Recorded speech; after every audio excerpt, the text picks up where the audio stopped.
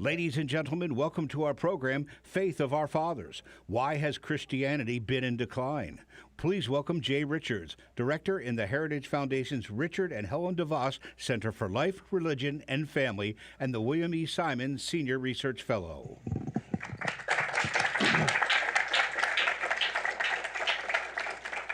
Well, it's great to see you all here, and it's actually great to see there's some faces in the room that I don't think I have seen here before. So if this is your first time to the Heritage Foundation, welcome. We always keep the room really, really cold. I don't know if it's to keep people awake or why it's like that, but that's just what we do here. So welcome. We at the Heritage Foundation for many years have talked about civil society, the health of civil society, and the institutions of civil society in particular, especially the family. We are convinced that the fundamental unit of society is the family, and that policy, government, the economy, none of these things work without the health of that fundamental unit of society, just as the body does not work if the cells are diseased. Most of us also kind of have this intuitive sense that having fathers in homes is generally a good thing. Right? Despite the talk of toxic masculinity, most of us, left, right, and center, know that all things being equal, children do better when they have fathers in their homes. We also know that there's been a dramatic decline over the last 2 generations in the numbers of children, at least as a percentage of the population, that are raised with fathers present throughout their childhood. But the question is, beyond intuitions, what are the precise roles and effects of this decline? We're here actually this morning to talk about an important empirical study of that, and I'm joined by 2 friends, one a Heritage colleague, and another man that I've known for several years doing very important work. So I want to just introduce them very quickly, and then we can begin. So we will start with a brief presentation with our guest, J.P. Gance, who is going to talk about this research. And then we'll be joined and have a panel discussion about it, and then leave plenty of time for those of you either online or in person to be able to ask questions. So let me just briefly introduce our guests. First is J.P. Gance. Gance is the founder and president of Communio and the co-author of the book Endgame, the church's strategic move to save faith and family in America. Communio was incubated at the Philanthropy Roundtable, where Gance served as the organization's executive vice president, which is when I first met him. The initiative spent 3 years in 3 different states seeking to identify the best strategies to boost marital health, family stability, and church engagement. From 2016 to 2018, the initiative worked with a network of churches, listen to this, and drove down the divorce rate by 24% in Jacksonville, Florida. Today, Communio helps churches evangelize by applying these findings from their intervention in Jacksonville. But today and this morning, we're actually here to talk about a new Communio Nationwide Study on faith and relationships, and I don't want to give away all the details. The other panelist is my colleague in the DeVos Center, Delano Squires. Delano is a research fellow in the Richard and Helen DeVos Center for Life, Religion, and Family. He's also a contributor to Blaze Media, where he writes about faith, family, and culture. And you can see him frequently on Blaze TV's Fearless with Jason Whitlock. Before joining Heritage, Delano worked for the District of Columbia government for more than a decade. Let that just sink in there for a minute, all right? During that time, he provided free technology training classes for job seekers, ex-offenders, and senior citizens. He also created digital exploration programs for K-12 students, subsidized internet service, and ran several citywide public awareness campaigns. He spent his final year in DC government with the Office of Gun Violence Prevention. So with that, let's get started. Please join me in welcoming J.P. Gance and Delano Squires. Hey, Jay. Appreciate it. Thank you. Well, hey, thanks for everyone for being here and anyone who is streaming this as well. What I'm going to do is give you a quick tour de force of the key findings of this study, the Nationwide Study on Faith and Relationships, right? And as the name of this this symposium would suggest. We're going to get at the heart of what's driving the explosive growth in religious non-affiliation, right? And lots of folks have been rightly concerned about it, religious and secular. We're also going to talk about briefly, the study goes into it a lot more, that the root cause of this is actually also causing the epidemic of loneliness, okay? And you can't separate those two things. So the high level finding is that it's the collapse of resident fatherhood, right? That's the bad fruit of the collapse of marriage that is fueling the explosive growth in religious non-affiliation and the epidemic of loneliness, all right? And I'll begin to prove it to you. The study does so, and it builds off of 19,000 completed surveys on Sunday morning in the pews of 112 different churches across 13 different states around the country. Evangelical churches, different types of Protestant churches, as well as Catholic parishes. Okay, so it's a really robust set of data. And a big thing I want to note, just let's pause for a moment and consider that if you're age 30 and under, okay, less than half of everybody 30 and under grew up in a home where mom and dad stayed continuously married. All right, so less than half, okay? And the reality is, of those 19,000 completed surveys, okay, 80% of everybody sitting in the pews on Sunday grew up in a home where mom and dad stayed continuously married. All right, now that trend, when I shared this data with Dr. Mark Regnerus from the University of Texas, Dr. Brad Wilcox, and other social scientists, what popped out to them is that that trend held regardless of age, okay? So if you're in your 20s, if you're a 25-year-old, never married man sitting in the pews on Sunday morning, about 87% of you grew up in a home where mom and dad stayed continuously married. And if you're married and you're 59, 81% of you as a man grew up in a home where mom and dad stayed continuously married. There's just a trend that just held across those generational cohorts. On the slide on the presentation I have up, you'll see these. Obviously, I want you to look very closely and read all the small numbers. Just kidding. Look at the blue lines and the red lines. You'll see that they generally are at the same heights, okay? And that is the percent of folks in each group. The blue is men, the red is women. Okay, there's married and there's never married. And you see that generally the trend is the same across those generations. They all have about the same number of the same likelihood, the same percentage of people growing up in a home with continuously married parents, right? So what this means is folks in church on Sunday are categorically more likely to have grown up with a resident dad in the home than someone who is not in church on Sunday, okay? It doesn't mean, it's not definitive. It doesn't mean that someone who didn't grow up in a church on Sunday, didn't grow up in a home with a married parent, doesn't mean they won't be in church, okay? Indeed, one in five folks sitting in the pews grew up in a home without married parents. But it makes it much less likely for those folks to show up on Sunday morning, right? So if this was a real phenomenon, you'd expect to see it in other data, and indeed we do, okay? The blue and the teal line on the graph in front of you is data gathered from the Social Capital Project of the Joint Economic Committee of the U.S. Congress, okay? The dark blue line is the percent of non-marital births. The teal line is the percent of ever divorced women between the age of 50 and 64. Basically, it's a way to capture how many kids at any given moment are in a home without married parents, right? You see that those blue and the teal goes up. The red line is religious non-affiliation. Okay, you don't see that start to rise as a national phenomenon.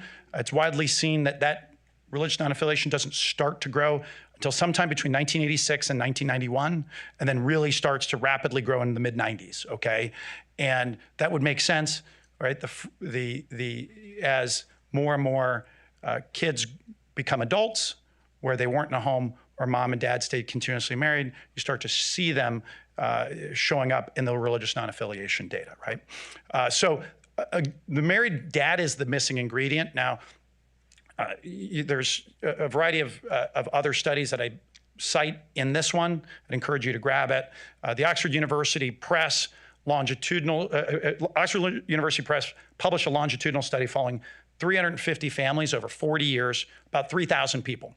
And one of the big things that came out in that particular data set was adults who reported, if they reported having a warm or close relationship with dad, they were 25 percentage points more likely to report having the same faith as their parents, okay? What stuck out is reporting having a warm or close relationship with mom had no statistical effect or relationship to holding the same faith as their parents. Dad is at least in faith transmission, is the 800-pound gorilla spiritually in terms of like, if you're trying to figure out how we hand on faith from one generation to the next, dad is a huge factor. And there's a dear friend, Dr. Paul Vitz, who is a former atheist, co-founder of Divine Mercy University, was a former professor at NYU. He has a peer-reviewed thesis that finds frequently agnosticism and atheism frequently has its origins in a failure to attach to a father. Okay, he has a popularly written book that goes into this, which is called Faith of Our Fathers, I think, and in the book, he does an analysis of the world's 30 best known atheists: Friedrich Nietzsche, Jean-Paul Sartre. He's even after publishing the book, you can see this with Stephen Harris and the New Atheists. There is a recurring theme of a absent or broken relationship with dad, right? So fundamentally, this shouldn't surprise us as Christians. If you're a Christian listening to this, right? Scripture begins with a marriage in the garden. It ends in the eschatological wedding feast of the Lamb. It is everywhere in Scripture as the most common analogy that God tells for the divine love story is a spousal love story, right? You see this in Psalms, the Songs of Solomon. We see this in the powerful story of the prophet Hosea. We see it in first, obviously Ephesians 5, 1 Corinthians 13. You see it all over, right? So renewal fundamentally for those in the church interested in seeing renewal of faith, they need to see a renewal of marriage. Christian marriage is central to that. And if we do that, we'll also solve the loneliness epidemic. And I won't go much into it here. We can talk about it more in a moment.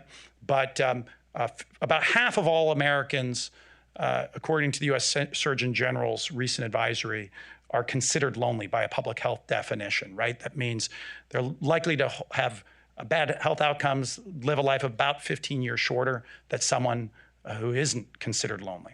And in church, 22% of all churchgoers are considered lonely. But when you peel that back and separate married versus single, you see that there's a really different story to be told, right? Only about 15% of married churchgoers are considered lonely, but half of everybody who's not married is.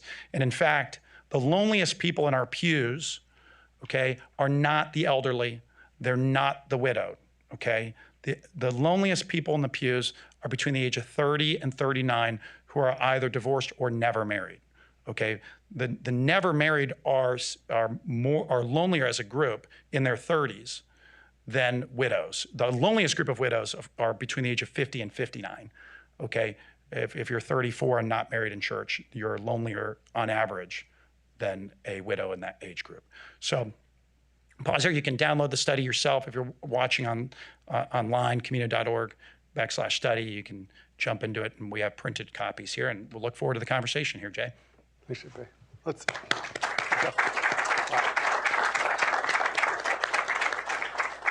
This is really important stuff, and so I want to dig in, and of course, I had advance notice of this, so I read the study, but several things actually occurred to me just when you were talking about it, so I want to drill in a little bit on this question of mothers, right? So it's kind of counterintuitive, because I would assume as a working hypothesis, just kind of based, I don't know, intuitions, that a married mother and father, that's key. And obviously, all things being equal, children need a mother and a father in their home.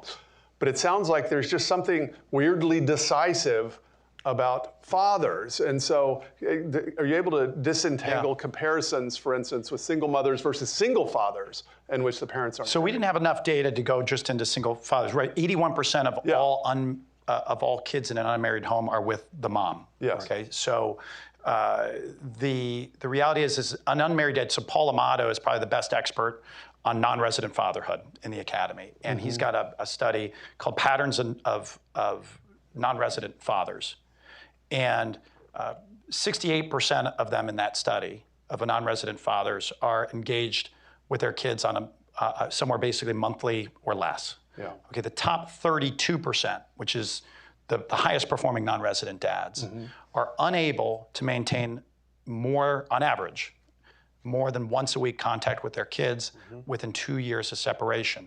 And so from a Christian perspective, it's critical to disciple your children, and it's hard for a dad to do the discipling if he's there is interacting with their kids about as frequently as a youth minister might, right? So that's a huge stumbling block. Yeah, that's just for basic logistics. And so the kind of key idea, if you had to say there's one sort of takeaway from this study, would be that if a child has a practicing Christian, this is restricted to Christians obviously in the United States, but we'll put it that way, is raised with a father in the home that's a practicing Christian, the child is much more likely to be a practicing Christian. Yeah, that's right. I use the parable of, in chapter 13 of Matthew, the parable of the sower of the seeds, right? And some of the seeds are thrown on a path, some on rocky soil, some into a thorn bush, others onto good soil. And the only soil the only seeds that really grow and sustain are those thrown on good soil, and they grow 30, 60, and 100-fold. Now, I've gone and given presentations in rural Kansas where there's lots of farmers, and a good farmer will tell you just because you throw a seed on good soil doesn't mean it always grows, right? Sure. We see the example of the prophet Samuel, who spoke to God directly, and his son was a pretty lousy, follower of the Lord. So it doesn't. People fallen away. I note have fallen away from faith for as long as there's been people. Sure. Right. But if we're trying to understand the societal trend, this cultural revolution that we're living through over the last 40 years, the only way to really understand it is this is the thing that has preceded and has upended Western civilization. Absolutely. I mean, I often say that if you're raising your children right to increase the probabilities of a good outcome, right? I mean, that's right. God has given us all free will, alas, right? And so guess what? Your children, you can do everything right, and they can still choose differently, but you increase the probabilities. That's what we're talking about here, especially in the aggregate, as an improvement. Yeah, there's something in fatherhood research that talks about, it uses the term the authoritative dad, which is maybe sounds negative, but it's actually a positive pattern of fatherhood. And it's a research-based finding that basically a dad who has able to have a warm and close relationship with his children at the same time as being able to have clear, non-overly coercive discipline. Yes. So it's that balance, right? And it's funny, when I was reading the research on it, I couldn't help but think, wow, isn't our Heavenly Father, at least as a Christian, we see in Scripture that God has this balanced relationship with us. Absolutely. Okay, now I've got another question, but I want to bring Delano in. So you've written and thought a lot about this stuff. I mean, what do you think about this? I mean, I thought it was a fantastic study. I actually cited your study in some remarks I gave on Saturday and talked about, the interplay between faith and family. So I'd love to see more of this sort of make it into the public square, because my sense is that a lot of the conversations around child outcomes and family structure focus on sort of the economic impact of an absent father. So then, the solutions always turn into child tax credits and other things to sort of raise a family's income level, as if the only thing a father brings to his children or his household is a paycheck. So I'd love to hear you talk a little bit more about how can we incorporate this message into the public square, both to counter some of what is being discussed by folks on the left and increasingly some individuals on the center right. So I'll use an analogy. I'll use a political analogy. We're in Washington, D.C. right now. And so if you're a nominee for president, you're a general, and you've won the nomination, and it's the general election, and you're losing your base by like 40 or 50%. Wow. Ouch. It doesn't, you can't, you can go out and have the greatest independent swing voter strategy ever, but you're done. Yeah. Like there's no way that it doesn't matter. And my argument is generally to the church, you need to have a base strategy, right? That we have to, fundamentally, there are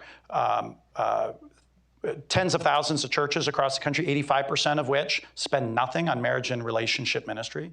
And so many times local civil society experts come to the church around what they perceive as the need, and they'll pursue a pastor and say, hey, look, bad economic outcomes, bad socioeconomic situations, we gotta fix this. The pastor's first, obviously, mission is the salvation of souls, right? And advancing and proclaiming the gospel of Jesus Christ. So, what I think this study does, and what has done when we talk to pastors, is allows us to help them understand that this problem is their problem. If they understand, if they're interested in advancing the gospel, if they're interested in producing movement on faith and undoing the collapse that we're undergoing, there's no path absent solving marriage. And I say that to say the Holy Spirit doesn't actually care about my social science. He can do whatever he wants. Right, exactly, of course. So absent a miraculous intervention that would be over and above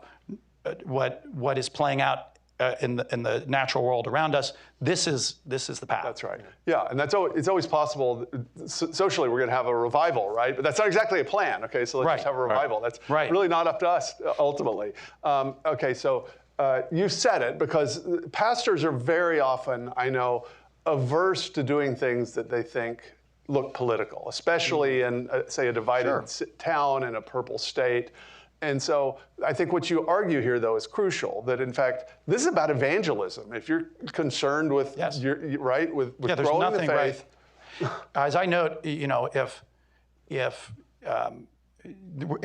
your worldview has a problem with healthier families and marriages, then the problem is your worldview. So this produces better outcomes. But for the pastor, this is, look, the church is in business, I'd say. There's a big arbitrage opportunity here. There's a huge underleveraged asset in the American church. Okay, you have hundreds of billions of dollars of brick and mortar assets of human resource capital that is on the sideline, right? In many ways, in the life of Christendom, the church has responded to crises, right? There's a crisis, and then there's a response. And that's normative. You see that in the first millennia. The conciliar responses were certainly on the question of who is Jesus Christ. You have throughout time, you saw there was plagues. I don't know if you guys could even imagine a plague sweeping the world, but imagine there was one. And so, like the church, actual plague. You didn't actually experience one last couple of years. Yeah, right. So it was the church that created the hospitals, right? In response, there was no,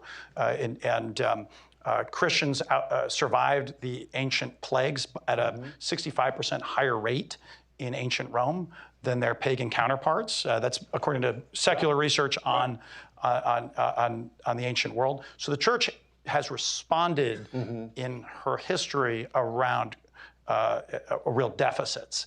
And now this is the deficit. It's really hard to share with somebody that there's a Father in heaven who so loves you that he sent his only son to die for you and your sin and for your sins.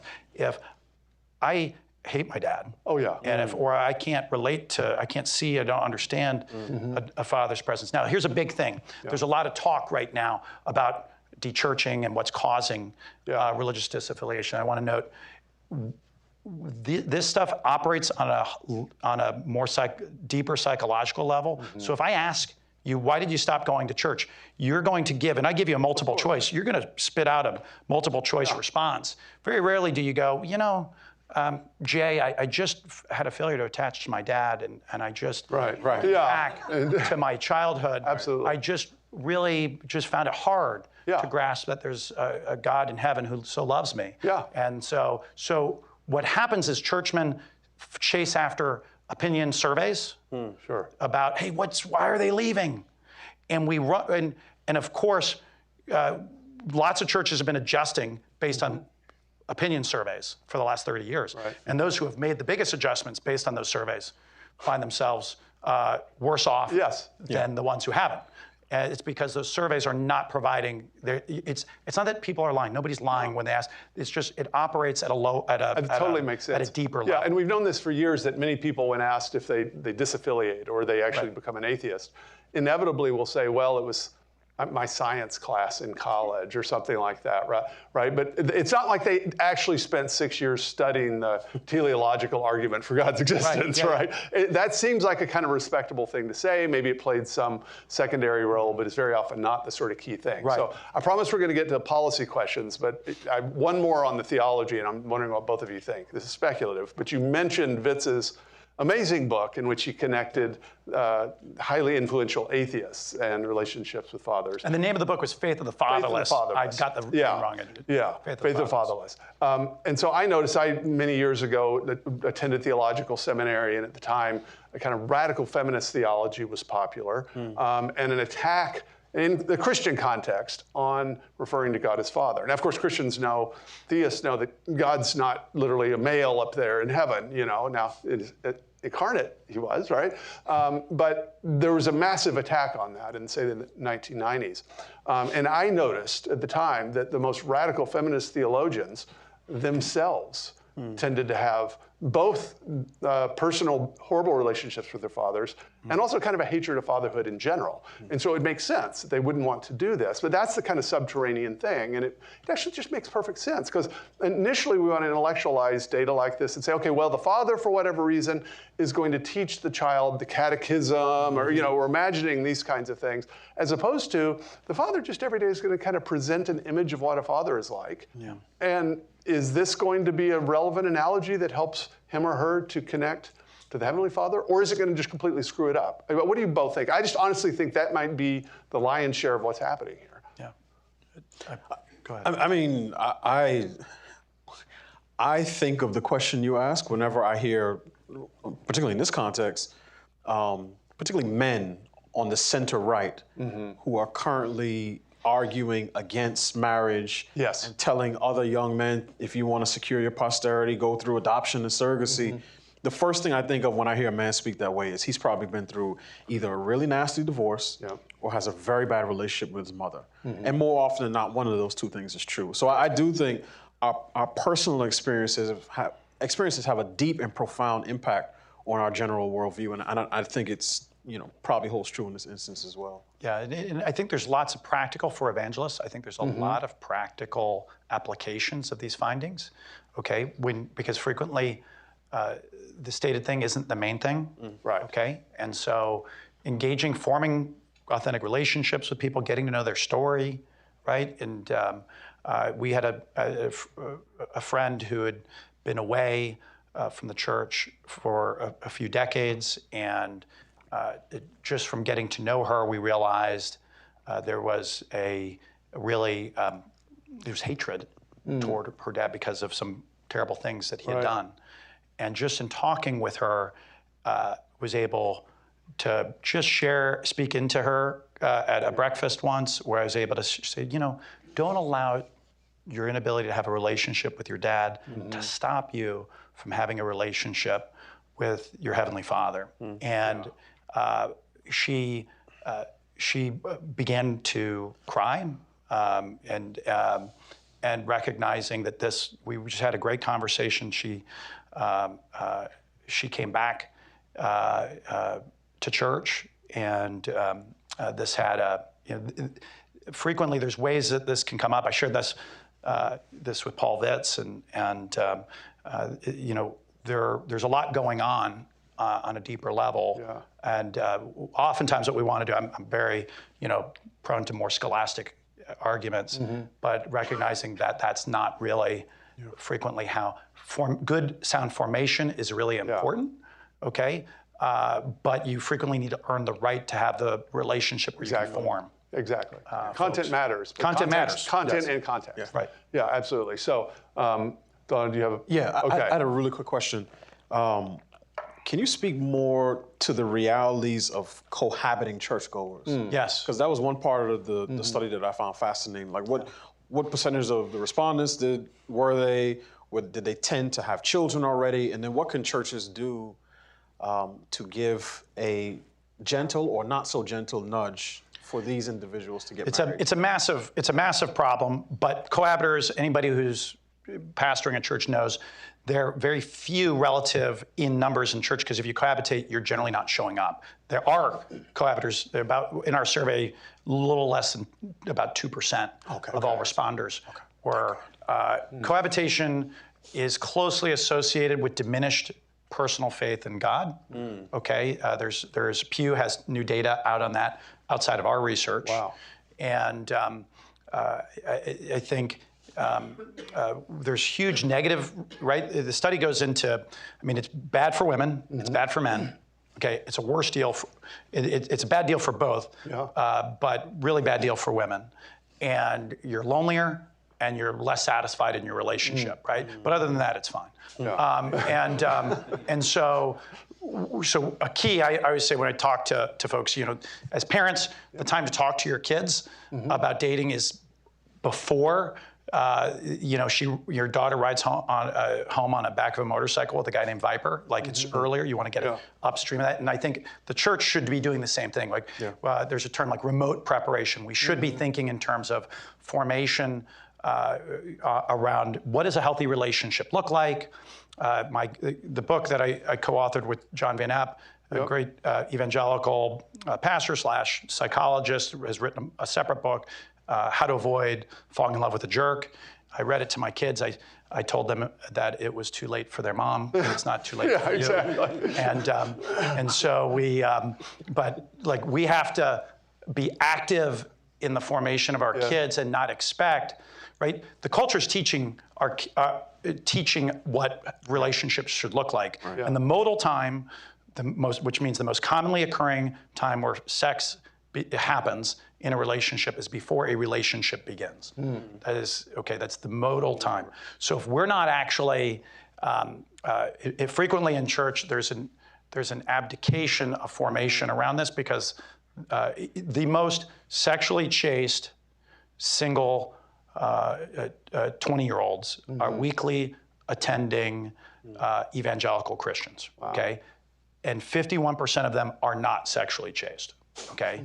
So and that's as good as it gets. That's as good as it gets. It doesn't get better. Okay, so if we're not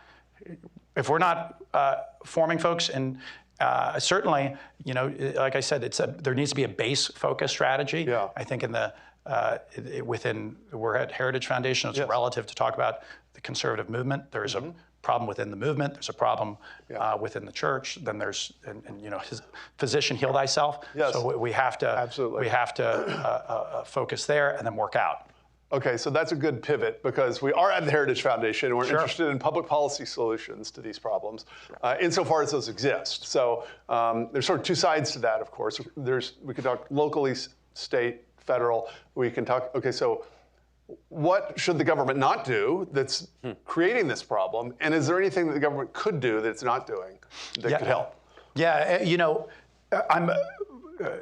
obviously Communio doesn't do public policy, but something I think about a lot, and anybody who's in the DC area knows that the cost of a home is a major stumbling block. The cost of living is a major stumbling block. Infrequently do we understand how often things that are local, that are very local, have, I think, a big impact on marriage, right? The NIMBY world, right, where folks want less development.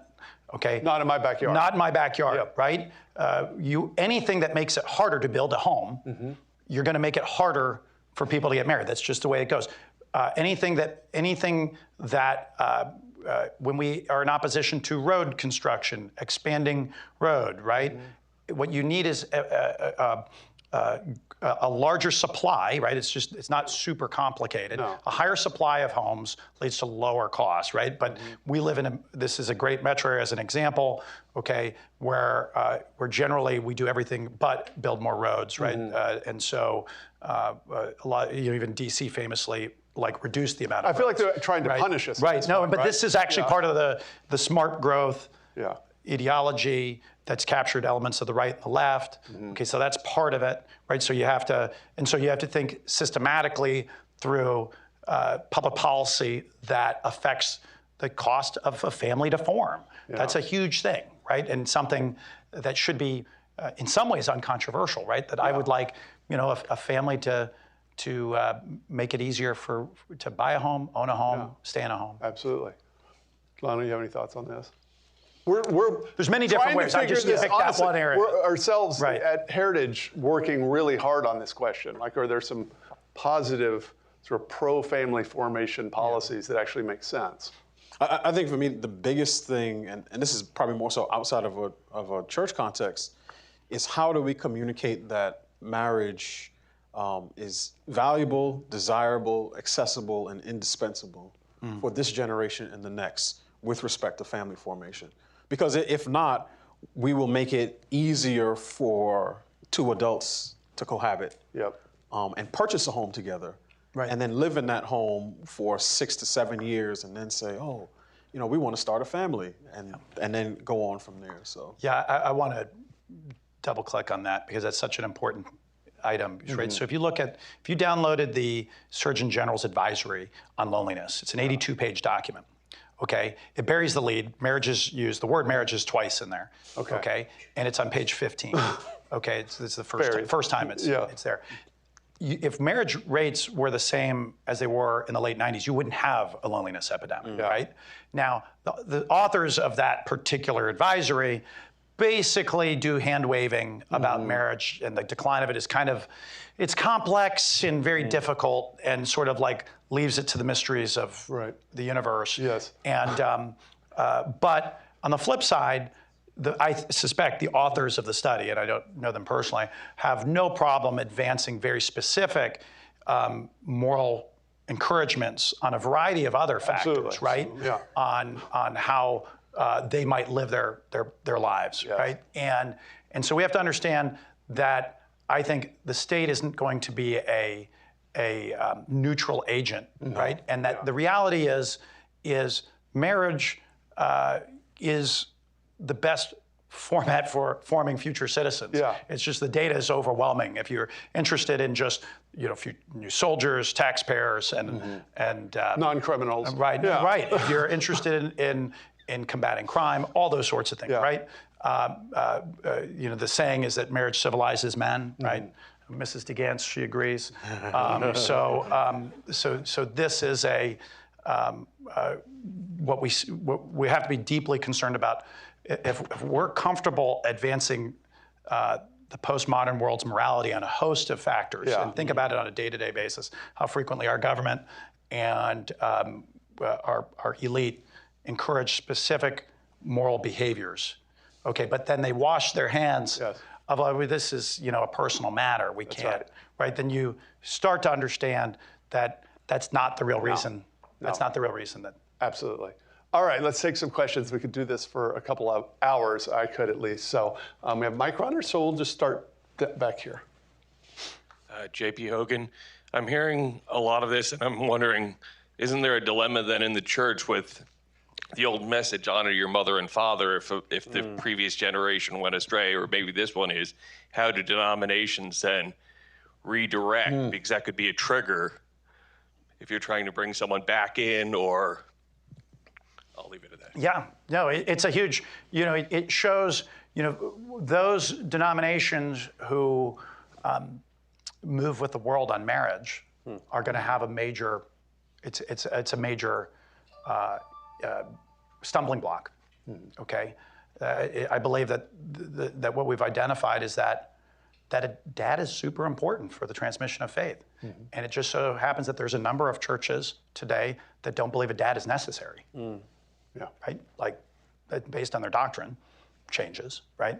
So like you can't square that, right? So that's it's important for fidelity, I think, on marriage, but on what marriage is. But you have to go way beyond that. Okay, I think one of the big criticisms, legitimately, I think, of American churches has been we've been in a divorce revolution, a family structure revolution, and it appeared that in most ways the only thing churches were interested in was, for a period of time, was talking about the definition of it. And we need to help folks live marriage well, okay?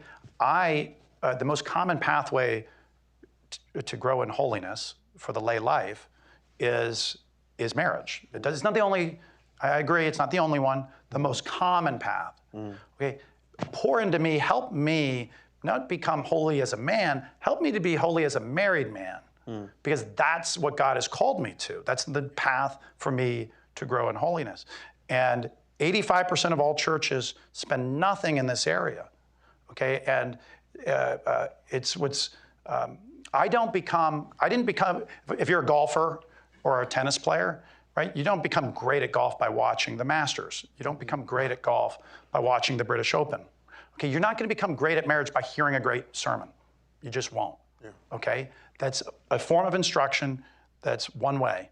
Okay, there's a lot of research that the practice of the skills of living relationship well are knowable, and can be practiced, and should live within churches. Our churches should be schools of love. We should know how to live marriage well. And we see this in the spiritual life, right?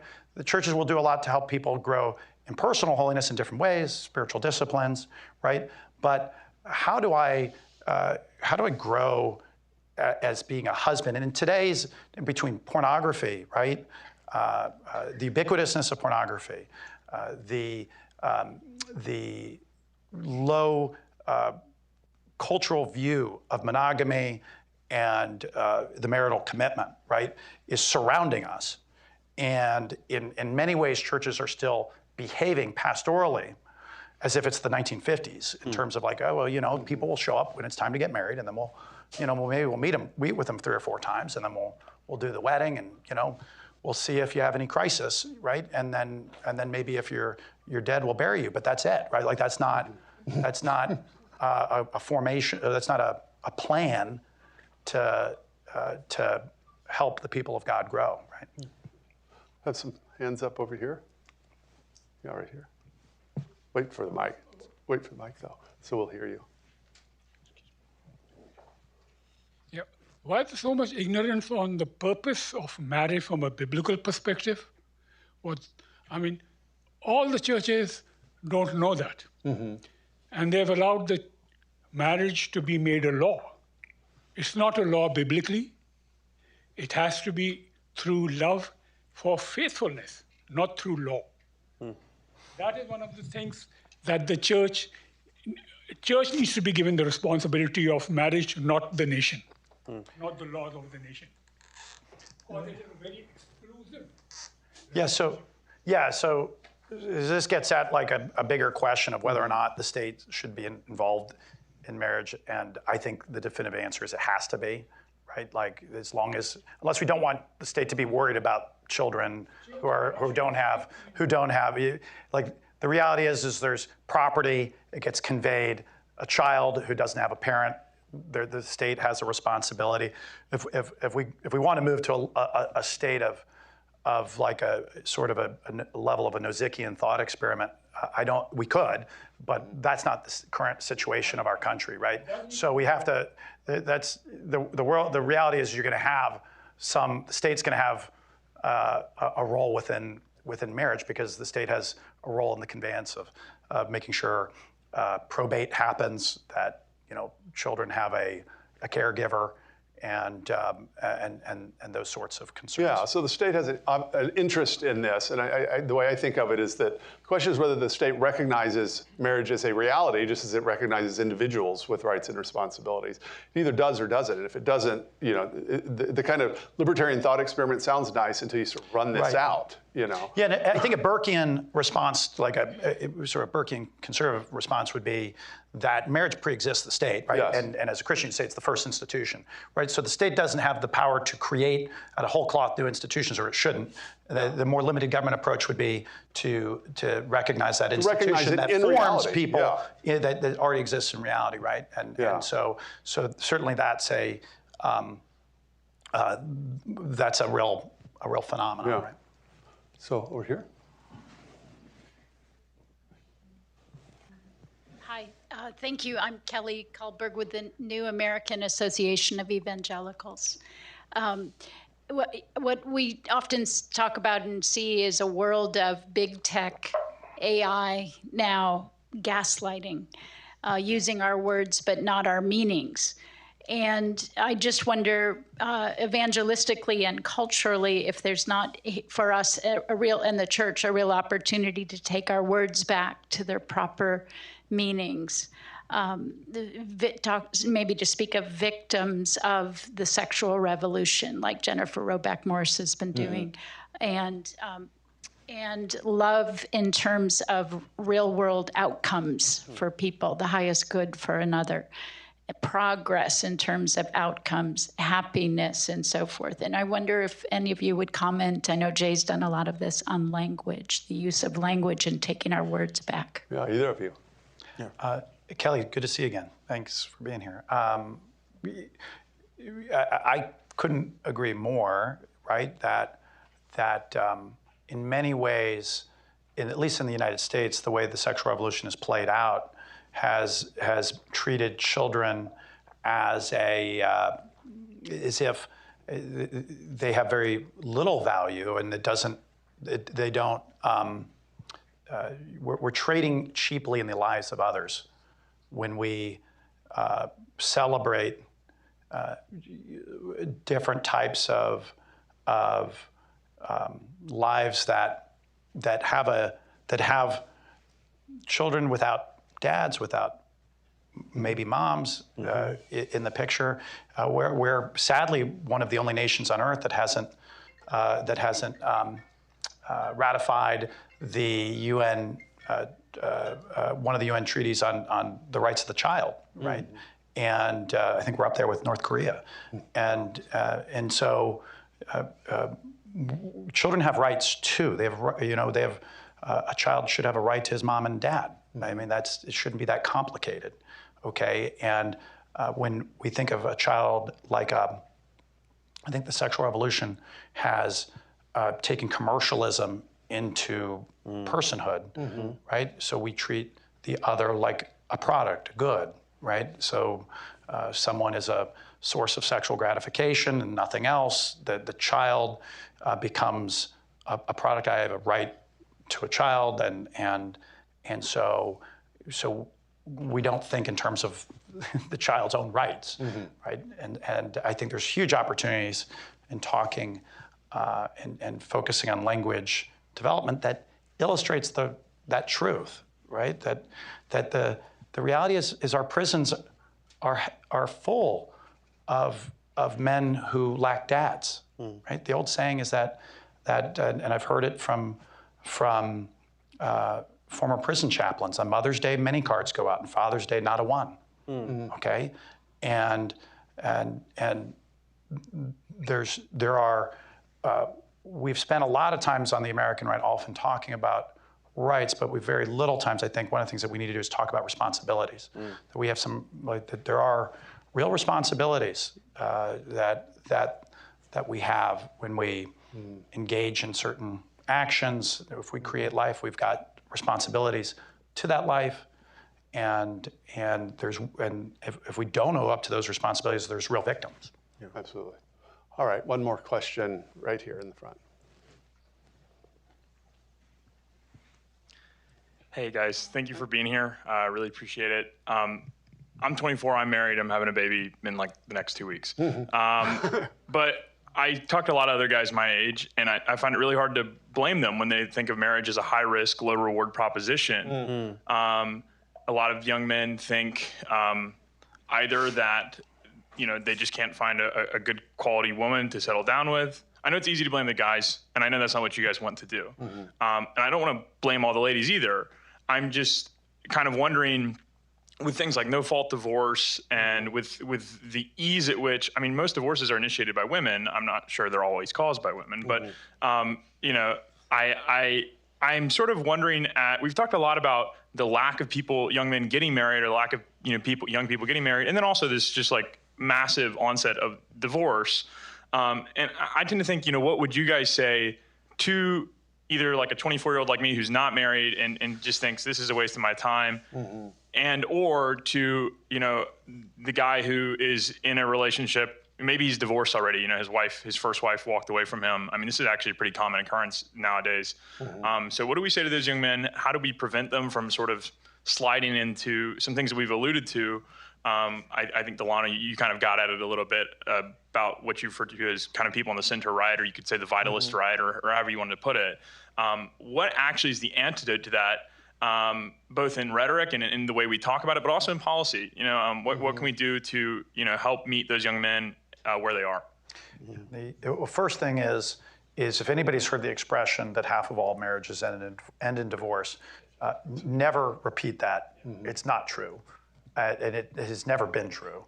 Okay, so 65% or so of all first-time marriages last a lifetime, which means most marriages last a lifetime. And that's from a messaging perspective. You're talking to me like, hey, how do I talk to? So first off, the likelihood is your marriage is going to last a lifetime. Okay, so I think that's important. Number two, I do think as pastors in churches, there is a real gap in marital satisfaction between men and women, and we go into it in the study. Okay, 18% of everybody in church who's married on Sunday self-report struggling in their marriage, but that gap between men and women is that women are 61% more likely to report struggling in their marriage, which doesn't surprise a lot of the women here. And so, just kidding. So the biggest gap in marital satisfaction is in the 30s. So women in their 30s are 109% more likely to report struggling in their marriage than men in their 30s. We could go on about why that might be, but this is important. It's all the reason why churches should be equipping, and not just, once they get, there's sort of like this laissez-faire Christian idea that you get married and you're just sort of like, good luck. We're all rooting for you. And that can't be what pastors do. That can't be what churches do. And so I think if there was a culture in churches where churches were pouring into marriages, and it was so clear, right? The old, and it's not a particularly favorite Christian hymn of mine, but they will know we are Christians by our love. So that one, they should know that we're Christians by our love, right? And there should be a major difference in the health and strength of our marriages. I think that's an excellent question, and I'll say this, and I agree that statistic about 50% of marriages and divorce is not true. I am interested to see how this plays out generationally, and my sort of gut level reaction is that our marriages today are different because we as people today are different. I think previous generations thought, even if they never spoke it, thought in terms of duty and obligation. And today, more and more people, even if they're getting married for the first time at 45, are thinking about, personal happiness and satisfaction. And when that's the case, a person is going to be more likely to leave a marriage, even if it's not, particularly, even if none of the 4 A's, abuse, abandonment, adultery, well, 3 A's, abuse, abandonment, or adultery are present. So I just wonder how that plays out over the generations. But I will say this, I think a couple of things that I would say to a young man, one, is that marriage has benefits for everyone in the household. Obviously for kids, we talk about, poverty rates, but I've never seen in sickness and in health sort of, addendum attached to a divorce decree or a co-parenting agreement, right? So marriage is not just good for the kids, it's good for both men and women. And I would also say to young men, particularly who may not think in this way, that marriage gives you both something to live and to die for. Because I do think young men need to be called up to think about something outside of themselves. Because I think young people in general spend way too much time looking down at their navels and not nearly enough looking out at the world, and particularly looking down range to generations to come, and to say, if you get this right today, you can set up sort of multiple generations of success and peace and prosperity. But if you mess it up, your kids are going to struggle, And then you'll have to, as a church, be dealing with the frustration that young people 50 years from now will have when they hear the commandment to honor mother and father. So I'm optimistic. If I wasn't a Christian, I probably would not be optimistic. Because I do hear of people, and Jay, we've talked about this even in media. If a man in the 1950s left his wife and family for a secretary, everyone saw him as a louse and a cad. But I can't tell you the number of profiles I've read in The Atlantic and the New Republic about a woman saying, I destroyed my family. And then when you get down to it, it's like, because I wanted to drink Chardonnay on Wednesday and do yoga on Thursday. And if that's the case, it's going to be difficult to build strong, sustaining families for a lifetime. So I think this goes right back to your point, JP. Yes, politics are downstream from culture, but culture is downstream from religion. And I think the entire culture needs to be rediscipled in terms of definitions and in terms of values as it relates to family. Please join me in thanking JP and Lana Suarez.